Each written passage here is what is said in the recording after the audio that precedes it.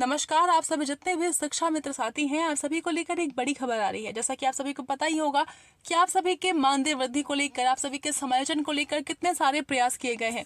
हर तरफ से आप सभी का मुद्दा उठाया जा रहा है। हर कोई चाहता है कि आपका समायोजन किया जाए, इसलिए हर तरफ से आप सभी के मुद्दे को उठाने की कोशिश की जा रही है। आप सभी के समायोजन को लेकर सरकार से सवाल भी किए जा रहे हैं। फिलहाल आप इस वीडियो को देखिए। ये वीडियो आप सभी के लिए काफी महत्वपूर्ण होने वाली है। क्या कोई वकील इस बात पर पत्र लिखेगा? शिक्षा मित्रों का केस वर्षों से लंबित है। अनुदेशकों का केस 1 साल से लंबित है। क्या केस में कोई पत्र लिखेगा? पेंशन वालों का केस कई वर्षों से लंबित है। क्या कोई वकील पत्र लिखेगा सुप्रीम कोर्ट के जज को, चीफ जस्टिस को, कि इन केसों की तत्काल सुनवाई करते हुए इन्हें भी न्याय दिलाया जाए? ये बेचारे किससे शिकायत करें? इनका केस कौन सुनेगा? इनके केस कब तक ऐसे ही पड़े रहेंगे? ये सवाल कौन करेगा? ये सवाल भी महत्वपूर्ण है। इन मुद्दों पर भी कोई तो वकील आए, इन गरीबों की बात सुने। कोई वकील तो चीफ जस्टिस को पत्र लिखकर इस केस पर सार्थकता की बात करे कि ये केस क्यों लंबित हैं, क्यों इन केसों की सुनवाई नहीं हो पा रही है। कई वर्षों से 2017 से 8,000 शिक्षा मित्रों की मौत हो जाती है। शिक्षा मित्रों के आंकड़ों के मुताबिक अनुदेशक 2013 से लेके आज तक चला आ रहा है। 2019 में केस जीत जाता है और उसके बाद कोर्ट का आदेश उत्तर प्रदेश की सरकार नहीं मानती है। हालांकि इस बात को लेकर सुप्रीम कोर्ट ने कल उत्तर प्रदेश की सरकार पर एक तल्ख टिप्पणी की है। क्या सुप्रीम कोर्ट से बड़ी है उत्तर प्रदेश की सरकार?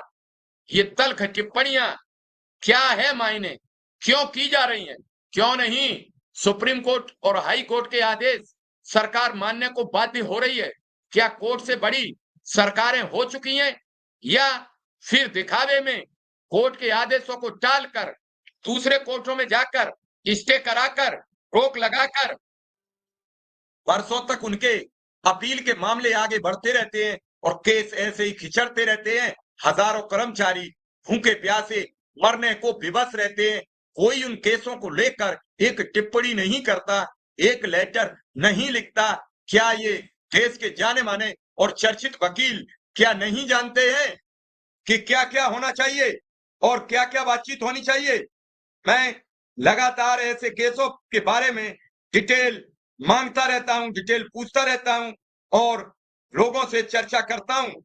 हालांकि अभी इस पूरे मामले पर क्या डिस्कस किया जाए, क्या बातचीत की जाए, कैसे पूछा जाए, मैं तो इस देश के उन सभी बुद्धिजीवी एडवोकेटों से ये कह रहा हूं कि इन गरीबों के साथ भी आप चीफ जस्टिस महोदय को एक पत्र लिखें कि इतने केस जो कर्मचारियों के लंबित हैं, वो सिर्फ पहली सुनवाई में जज साहिबा, जो जज बेंच थी, जिन्होंने अनुदेशकों की पहली याचिका सुनी, उन्होंने सुनते ही कहा कि पहले उत्तर प्रदेश की सरकार 17,000 रुपया दे के आए, उसके बाद अपील सुनी जाएगी।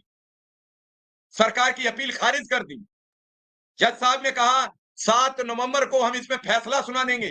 7 नवंबर छोड़िए, 7 दिसंबर चला गया, 7 जनवरी चली गई, 7 फरवरी चली गई, 7 मार्च चली गई, 7 अप्रैल चली गई, 7 जून चला गया, 7 जुलाई आ गई। अब तक उस केस का फैसला क्यों नहीं सुनाया गया? अगर इसी तरीके से केसों को लंबित करके खूब लंबे खींचे जाएंगे तो क्या न्यायालय पे भरोसा लोगों का बनेगा या टूटेगा? माननीय सर्वोच्च अदालत पर मैं कोई प्रश्न नहीं लगाना चाहता, मैं सर्वोच्च अदालत से ये जरूर गुजारिश करना चाहता हूं, माननीय chief justice of India D Y Chandrachud से ये अपनी अपील करना चाहता हूं, अनुरोध करना चाहता हूं, प्रेयर करना चाहता हूं कि जो केस अनुदेशक और शिक्षा मित्रों के वर्षों से लंबित हैं,